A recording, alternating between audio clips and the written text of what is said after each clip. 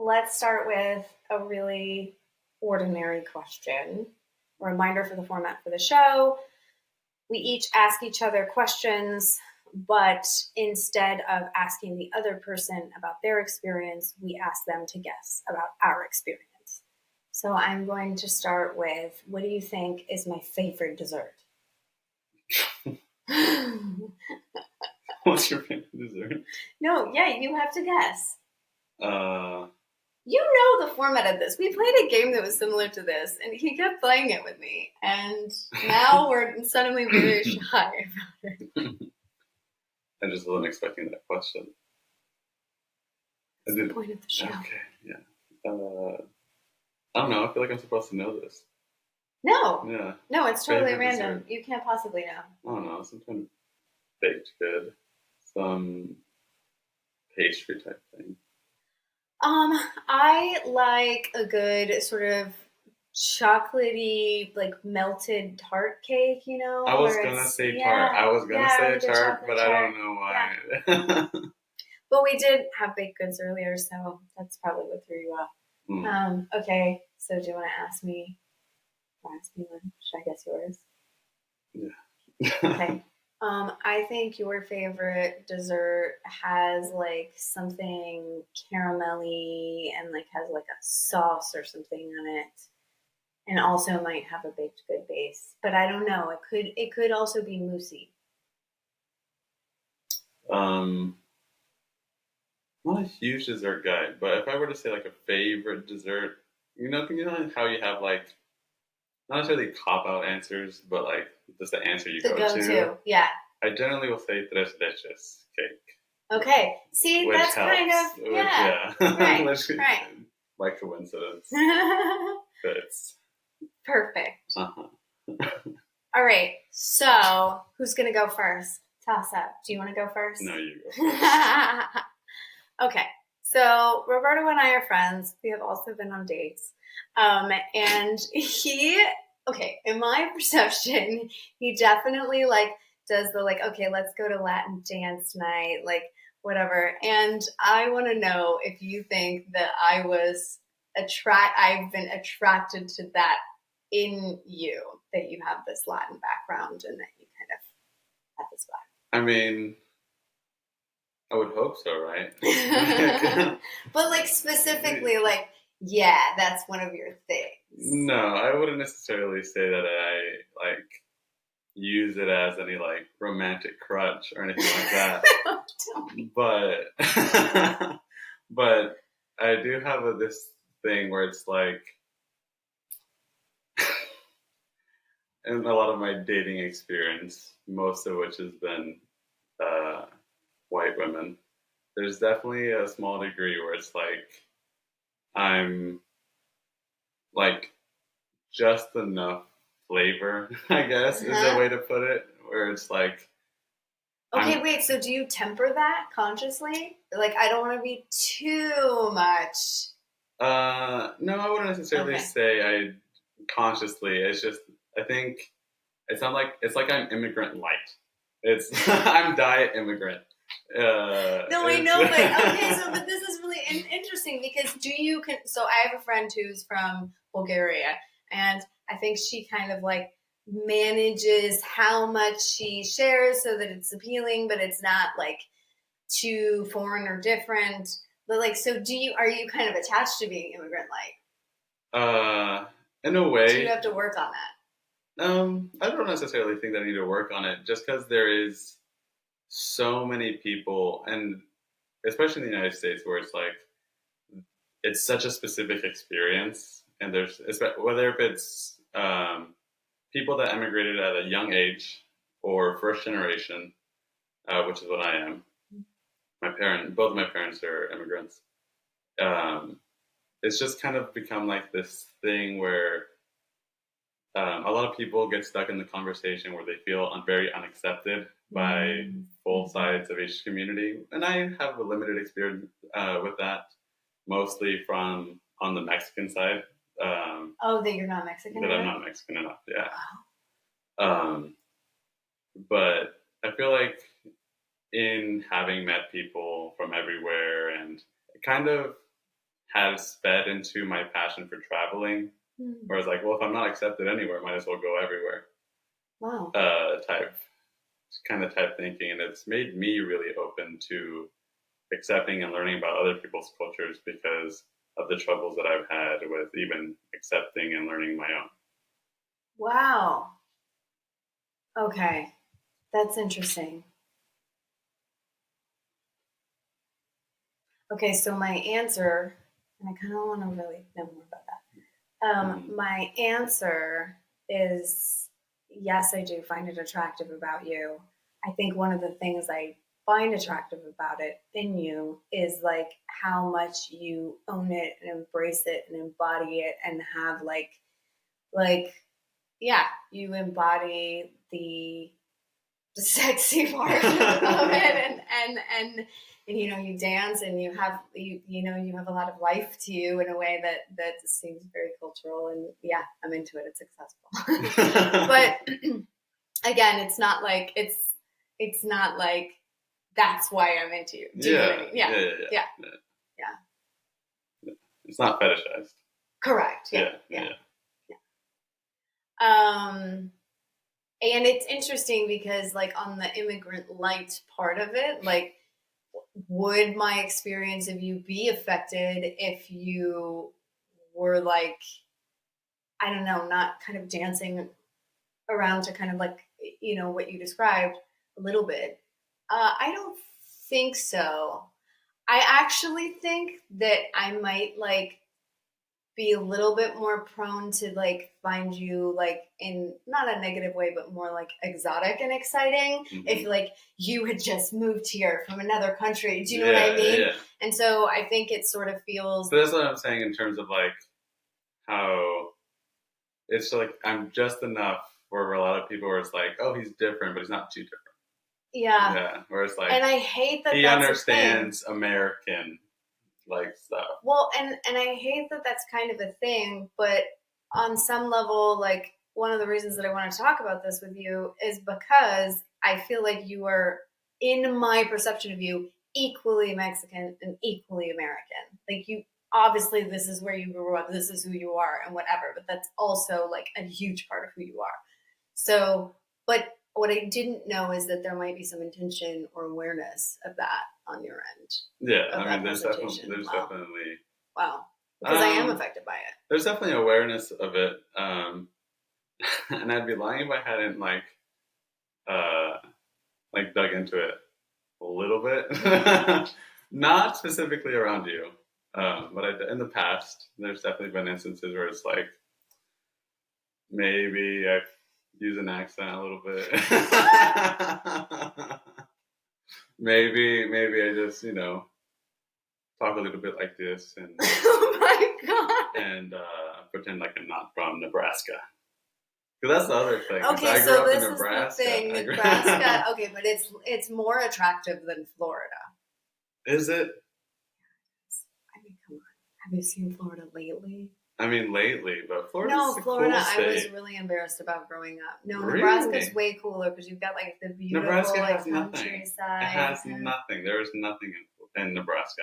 I don't know. There's Unless you care about the Oregon Trail and like mammoths. That's way cooler than swamps and alligators and super cool cities and Disney and Orlando and Disney and Orlando and Miami are the only things that Florida actually has to offer. It's FSU. A lot of good college football.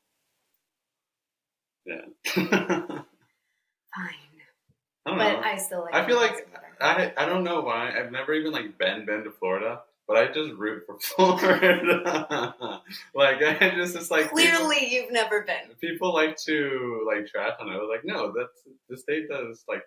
Okay, but so see, Florida has like these destinations, and I say this as a Floridian, even though so my mother is half English, half Swiss, and I always leaned on that. She's an immigrant, and I always leaned on that as like my cool factor that made me not Floridian. I'm like, okay, yeah, I was born in Florida, but that's not who I am. Like we're British and European, and yeah, So I actually don't identify as a Floridian, but I should because I am, because that's literally what I am. Mm-hmm. Yeah. All right, it's your turn to ask me a question.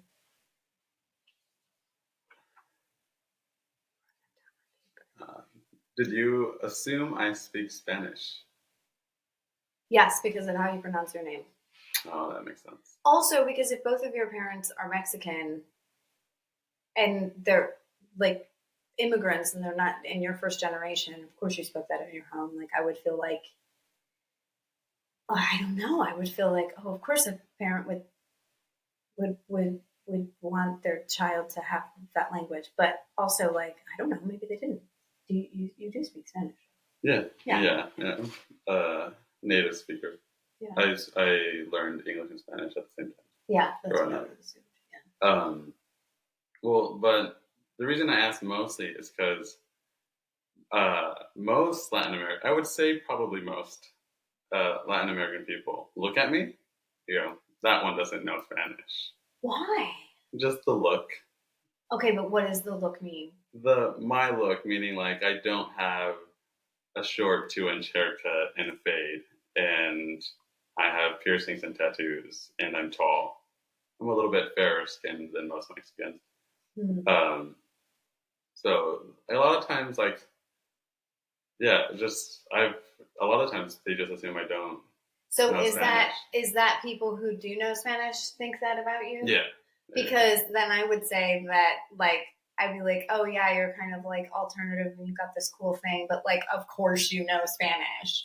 Because also of that aspect of like, you lean into being Latin and like having that thing, I would assume like, yeah, of course you do. Mm-hmm. Yeah. And because of how you introduce yourself. Yeah, that's fair. I did make that a rule for myself. I think like my freshman year of college, I was at a concert, and I introduced myself at the concert for a song as Roberto Avila, and then afterwards, my family looked at me and they were like, "That's not your name," and I was like, "You know what? You're right. It's not my name." So now I have a rule with myself of whenever I introduce myself, I'm going to say, "My name is Roberto," and then if they go, "Huh?"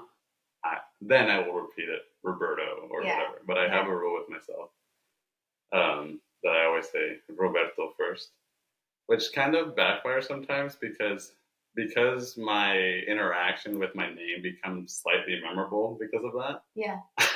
Everyone always remembers my name, but then I always have to ask again. Their name. I always have to ask again. That's funny. Why? Okay, so my next question is, why don't you think I pronounce your name that way? Because there's no need for you to. Okay, see, I was really wondering what your opinion was going to be about this. So the reason is because I feel like I would be crossing a boundary. And I identified that it's the R sound because that's not native to English. So it would I almost feel like not cultural appropriation or that I'm being precious, but it's just like, that's what your name is in your language, like your mother tongue, one of them. Mm-hmm. And like, it would be weird for me to try to like mimic that when the way that I would pronounce your name is Roberto. Yeah. But then I wonder like, okay, but what are kind of the like rules around that? Because if it wasn't, if it didn't have the R and you were like, it's Roberto, and then I kept saying Roberto, then that would be a jerk move, right? Like, but if it's, if it's sort of outside the purview of my language and that's your language and that's your sacred thing, mm-hmm. then it feels a little bit like almost insulting if I tried to. No, Roberto. Sometimes people will say Roberto. Yeah. Roberto. And I'm like, no, because they hear the Robert, they feel the E, the F, and then I was like, no, just say Just use your American Okay, yeah, because I've thought about that too. I'm like, because someone else has called you Roberto. And I'm like, oh, damn it, am I saying it wrong? And is this a Kamala or whatever thing? Kamala?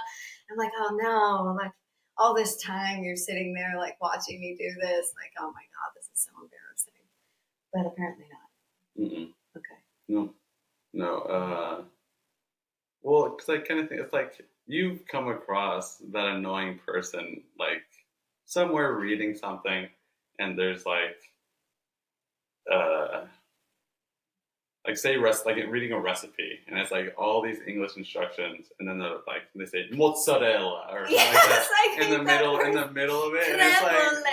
and it's like no, just say the word, like stop it. Okay, see, I feel that way about it, but then I'm like, but it's his name. No, Okay. Roberto.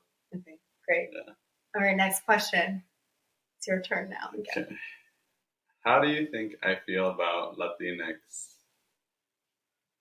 Okay, so I feel like there's sort of like two things I witness from your community, which I will okay, so I think that you don't mind, that you appreciate that it is inclusive, but that you sort of identify as a Latino. Like that because I think the word Latinx is new enough that it kind of almost doesn't recognize this like rich history, even of immigrant culture, like of just this like community of Latinos. Like I feel like that's like a thing that I've witnessed where a lot of like it's like the name for the home of that pride. And Latinx just sort of feels like we've changed this. Did we need to change it? But then people who do feel strongly about it, I can completely understand where they come from. So I don't know which one you are, but I would guess that you don't mind, but you kind of like Latino. Yeah, I'm not a fan of Latinx, mostly because came out from Los Angeles. It came from the States. It's not a term that Latin America chose for themselves. But something that Latin America does do, and it works amazingly, and I like it, and I wish it's a little bit. Latinx works for like the Hispanic people in the United States that are not really using Spanish in what is being created or whatever the content is being spoken of. Mm-hmm. But in Latin American countries where they are trying to care about gender equality and anything around that, they use everyone's Latino, Latina, but now they use the tense latine. Oh. So that's neutral, and it works for everything, and it works within the grammatical structure of the language.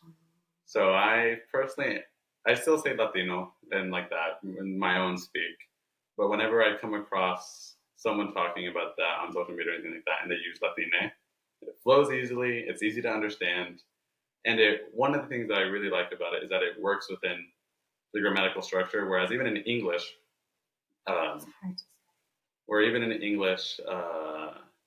like the they, them has conflict with grammar, and Spanish it doesn't, with the way they use the e. Yeah. Oh, that's wow! I never knew that. I love that. Okay, but then going back to sort of the conversation we just had before, is it weird if I say Latin? I think it just depends on context. Yeah. In context. But it's kind of probably more obnoxious if, oh God, I don't know. That feels to me like pandering somehow. And it depends on who you're referencing. Like the Emmys just had Don Leguizamo give a Latin pride type speech, and he used Latinx. And I was like, it did make me feel a certain way about it, because it's, I don't know, I feel like language, especially in those types of words, are going very neutral in both languages anyways. Yeah. But there was just something about like the representation aspect and how the Latin community is finally getting better representation. And I know that it doesn't really affect me too much, but I know that there's individuals that they don't like being represented under that umbrella of the gender neutrality Mm-hmm. of Yeah. yeah. Well, and it adds another aspect into the mix that almost takes away from just the heritage and the origin. Mhm. Yeah.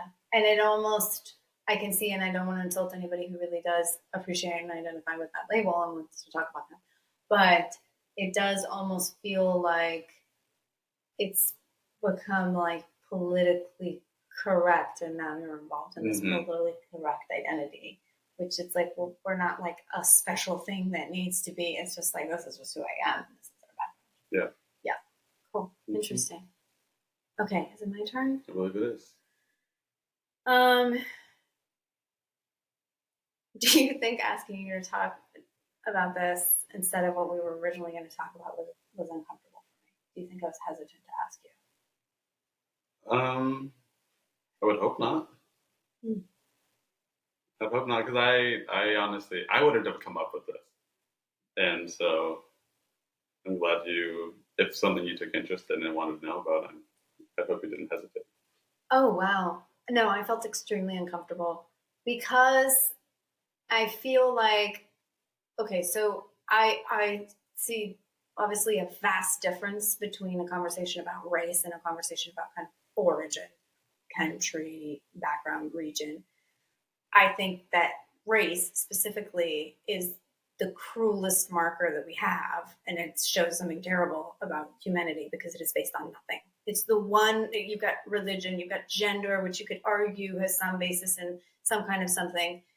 But on the opposite end of that, I think that origin and culture and background is one of the richest aspects of identity. Because like a lot of times these markers affect, they massively affect our experience in the world, like on a fundamental level, but it's because of the meta thing that they have had this stuff placed upon it. And in origin, you have that as well, for sure. But it is actually based on real rich histories that do affect who you are beyond just prejudices. They're cultures, their values, their things that you do that connect you to other people. So I feel like it is a more comfortable conversation to have because it's very humane and human and exciting and interesting and life affirming if it's approached well and there's not prejudice. But I still felt uncomfortable because I didn't want you to feel like, oh my God, you just want something for the show and you picked the most like politically interesting thing about me. And like, that feels like, I was afraid you would feel like I had demoted, like that I had just been like, oh, I just want like a diversity thing and I could get that out of you. Rather than like me thinking, okay, we talk about age a lot, we talk about these other things a lot. This is one thing that I actually do feel uncomfortable asking you about on a meta level because it feels very personal and sacred for you, and I feel like I don't deserve to be a part of it, but I actually am really interested and I love it about you. So I'm going to take the chance, and I know that you're understanding. But I didn't think that you might like, I thought you were doing me a favor. Like, I didn't think that you might be excited to be able to talk about it or like appreciate that I have an interesting relationship with how I approach conversation or even talking about any of this type of stuff. But I also have an interesting relationship with wanting, now as an adult, wanting to grow my own understanding of my culture and know more and learn more. And so anytime a conversation or interest comes up, I definitely invite it. And me being a very curious person, I ask about other people's cultures and similarities all the time. I love finding the the congruencies that happen between a lot of minority cultures, like specifically in stand up. I love watching when either Latin, Black, or Asian comedians start talking about parents, because although a lot of it maybe isn't the best in terms of what's happening and what they're covering, but there's a very similar experience that they relate to, and I enjoy having the conversations about finding those similarities and finding ways to connect. Because I'm not a big fan of the diversity just for diversity. Yeah. There, I get invited to this show where it's a comedy jam, but it's just POC, and I kind of refuse to participate. I don't like segregating myself. I don't like, yeah, I just don't like the idea of segregating myself in almost any context. And so, but yeah, no, I definitely invite any type of actual um, inclusion, and if there's real interest and like they're like, hey, we want to know about this, we want to hear about that, not just, oh, hey, you're a person of color. You're welcome to come. You're welcome to come and hang out in this thing. I was like, oh, what does that have to do with anything? Yeah. Right? Like, yeah. It takes the origin out of it and makes it just a label. Yeah. And it makes it like, oh, so we're just segregating white people out of here? Like, it's weird. It's weird because it's just like, oh, we're putting on a show and we're not going to let white people on stage, but we want them to be in the audience. So it's like, yeah, I have to say, like, from my experience of that kind of thing, so it makes more sense to me from the outside for groups that are like just their group. So if it was like a Mexican or Latino, I'm just gonna use Latino for now. Like, this is our place where we have like our jam and it's like our thing. And like, obviously if you're white, you can come, but you probably won't feel like you fit in, like whatever, like that kind of makes more sense to me. But it is the grouping of all of them together. I think I don't know how you feel about the word people of color, but I find that interesting because I'm a little uncomfortable with it. I'm happy to use it because it does describe, sometimes, unfortunately, in the world we live in, sometimes it is white and everyone else. And so in order to reference that, that's how you reference that. Well, there's a lot of Latinos that feel even a way about that term. White too, or not, or people of color, yeah. Because they're like, oh, well, I'm white. Right. I look white. Like, even me, I know that I am. I swear to you, growing up, it wasn't until about the middle of high school I didn't realize how brown I really am. I know that sounds horrible, but but I saw that because so in my family, it's kind of strange and funny, but my mother is fairer skinned. She's a little fairer skinned than I am, and my dad is darker skinned. And so me and my youngest brother came out fairer skinned, and then my middle brother and sister came out darker skinned. And so growing up, that's a whole thing too. Within the Mexican community, probably all across Latin America. Well, I've heard that in all sorts of communities. Well, actually, yeah, all communities. Now that I think about it a little bit, but it was like I was always called like undercooked or, oh my God. or like it needed more time. So it was perceived as negative. Yeah, well, not only from certain individuals. Right, but okay, so in those individuals, they're not ironically being like, oh, you're really white and like we're gonna joke about it. It was more like you are not. Yeah. Something came out wrong. And it was just like this, like micro division. No, it wasn't like in terms of me and my siblings. It didn't cause any actual issues.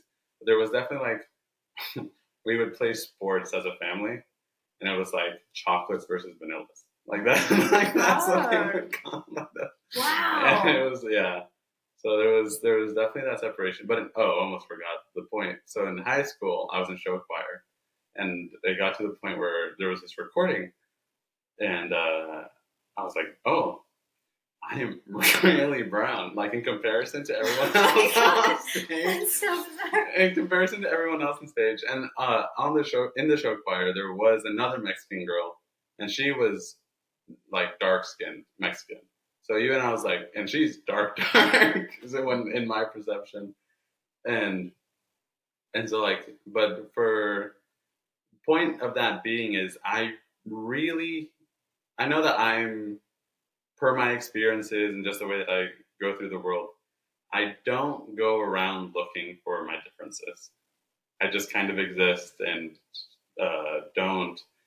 Um, uh, I know a lot of individuals where it's like any tiny transgression of any negative attitude that anyone had toward them is immediately perceived as like racism or anything like that. I'm like, me personally, I don't. I maybe have had a couple blatantly racist situations, and probably, but on all honesty, probably a lot more that just went over my head because I don't go around looking for that, like at all, and I just exist. I don't. But I do understand that I am lucky in that perception. I also know that a lot of it comes from I don't look normal per se. Normal to who? Well, I don't look like a normal Mexican. Okay. Per se, you know, like I'm not short, which is a big one. Not short, not dark skinned, and like I'm a creative. So those things alone is just like, well, what's going on with this one? Can I ask you a direct question about you and not about me? Yeah. Do you feel like you feel more of an outsider if you had to pick, or it could be completely equal, in the American community by not being like multiple generations in just white, like Celtic background or whatever, versus do you feel more of an outsider in the Mexican community? It depends on where I'm at geographically. It just depends on. One of the things about Savannah that I have now learned is that I would like to. This is a little bit of a joke that I say. But it's like I want to live somewhere where they let Mexicans be people.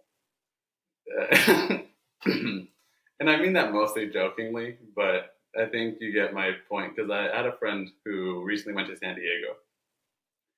And a lot of people do not realize you go to the majority of LA, all of San Diego, and a lot of those cities, you're in Mexico. I mean, it's Latin people everywhere. It's Mexicans everywhere. And had this friend, he went to San Diego, and he was telling me how he went to this part of town where they had all these Mexican shops and like all these like really cool things, and he was taking pictures and indulging in it. And I was like, yeah, because there's enough Mexicans there where they get to be people. They get to have normal aspirations. They get to have more of the American dream per se.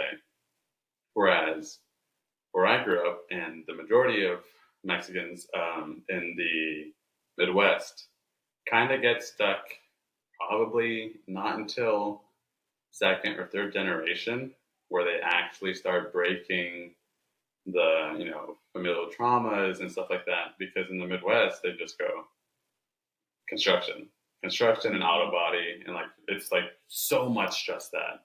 And it's an easy path. You don't have to go to college. They make good money. It's honest, and they make an honest living.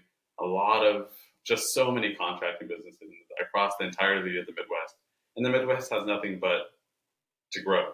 It's just growing cities. And so they kind of get stuck in that cycle. And I know so many people that it was like growing up with them where it's like they could have been anything. They could have done whatever they wanted, but just through there's one really unfortunate part of a lot of Latin culture, but specifically Mexican culture, is the crab in a bucket mentality. They're just really bad about it.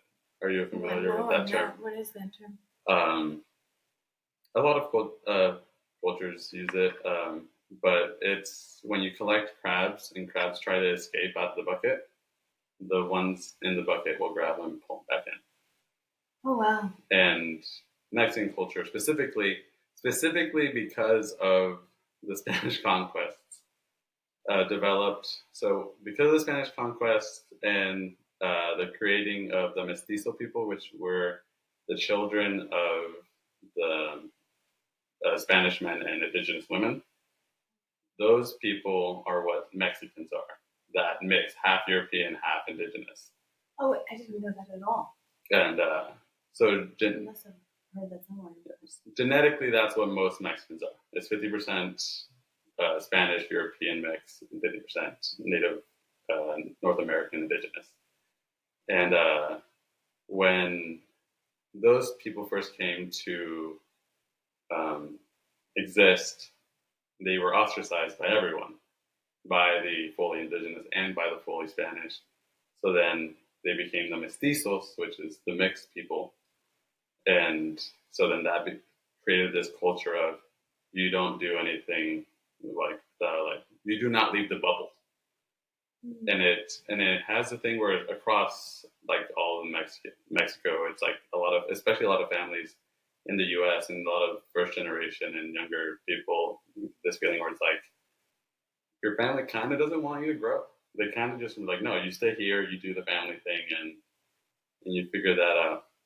Maybe you stay here, and and so that's definitely been part of a really big aspect of my experience being this. I guess even in terms of like even any uh, normal American family, probably pretty black sheep type character in terms of wanting to be creative and doing all this other stuff. And it's definitely an interesting thing to observe and experience. I wonder when you first became conscious of that. I don't know. I think there's levels to what aspects of it I became conscious of, and when I think I've just been very lucky in terms of like I almost got trapped into it. I mean, I was in pre med for 3 years, and then I had dropped out of some of that stuff and did try doing the family business and stuff, but my artistic will was just like, nah, it's not going to happen. And I do think about that pretty often, where I'm the oldest of, I believe there, I don't even know the exact count, 30 something cousins. Wow. I have two older cousins, one who came in uh, through a marriage, and then one that was born before me. But I have like 30 something children that I grew up with and I saw grow up. And I was like that first grandchild on the paternal side and second grandchild on the paternal side. So then it's like I was supposed to be the example. I was supposed to take on the pressure of like I couldn't be a child per se. Like I was the one who was like had to be the example for everyone. But my will just was like, nope, we're not going to deal with that. We're just going to be an artist or just do all this other stuff. And I do feel very lucky that I managed to escape that with a lot less damage than probably a lot of other individuals. What kind of damage would they experience? Like estrangement? Yeah, certain types of estrangement, and I mean, I definitely have a certain degree of that too, but it doesn't affect me too horribly. But just like like I know there's some individuals that just blatantly feel like they're in danger in their home environments, and specifically just for not being culturally the same or anything like that. And I just had a very strong will about it for no particular reason that I could like think of. I do consider myself very lucky in that aspect. I consider myself very lucky in a lot of the aspects of these negative, you could say negative topics, where I don't don't know if it's because I wasn't necessarily looking for it or the way my attitude works, but I could probably convince myself to be sadder about a lot of things if I sat there and tried to be. But I just that's an attitude. I know that's a personal attitude thing, not necessarily anything to do specifically with culture, but has definitely helped in not being too bogged down about. Yeah, I mean, the only way that I can relate to that, and this does tend to translate kind of okay, in whenever you're part of a group that has been disenfranchised in some way, and I relate to this in terms of being a woman, it does feel like there are a couple paths where you can focus on the disenfranchisement, and even fighting against that or trying to stick up for yourself or trying to change it can almost further manifest the negative impacts of that in one's life, or rising into pride and being above it and living anyway, but while still looking out for the people around you. It's interesting because as a woman, which is a completely different experience, obviously, but there is also the phenomenon of like throwing other people in the community under the bus in your efforts to not be dragged down by the crab phenomenon. Mm-hmm. And sort of like a separatistness where it's like, oh, all these women that fall under this category, or they're still under the patriarchy, or they're still, and there's like this, like, I'm above it, but then like maybe you're not looking out for them as much. So I don't know, it's difficult, I think, but I think there is definitely, I have witnessed in that experience, attitude matters a lot in terms of whether I actually had a man who was kind of like, you don't have to live in the patriarchy just because it has existed. And he comes from a community that's disenfranchised. And so I kind of felt that. And I think that is a thing that can be true in attitude. Mm-hmm. Yeah, I definitely do feel that way. And it makes me feel a certain way about, I eventually do want to know or see what it would be like to live in like Austin or San Diego, Denver. And I don't want to live anywhere like big, like too big. But I know those are all cities that I've experienced and loved because of how much Mexican influence they have. But I honestly do not know. But I would like to see what that experience would be like in terms of going and trying to, one, indulge in that culture more, and what that would look like in terms of being accepted. Because I was actually really lucky here, where I moved and I randomly my neighbors happened to be two Mexican immigrants aged 24 and 28. And we got along really well. We're still friends. But they were immigrants, and they're not born here or anything. Like, they came over and we got along. And one of the things that I learned, this might sound a little bad, but they were college educated and had experiences and had a few more, what in Mexico would be considered a city or a richer experience. Mexico City. Or just Mexico overall? A Mexican city experience, like living in a city. And so, whereas where my family is from, it's a literal village, like small, like it's a village 30 minutes outside from a big city, but it's a pueblo, a literal rancho pueblo village, like it's tiny. And then when I interacted with these people, these new neighbors of mine, I found that I was getting along with them perfectly fine. Our mentalities, excuse me, our mentalities were more aligned than, say, people from that familial hometown and where I was from. But the thing that it was kind of funny to me too at the time, where I was like, oh, they're not all the same.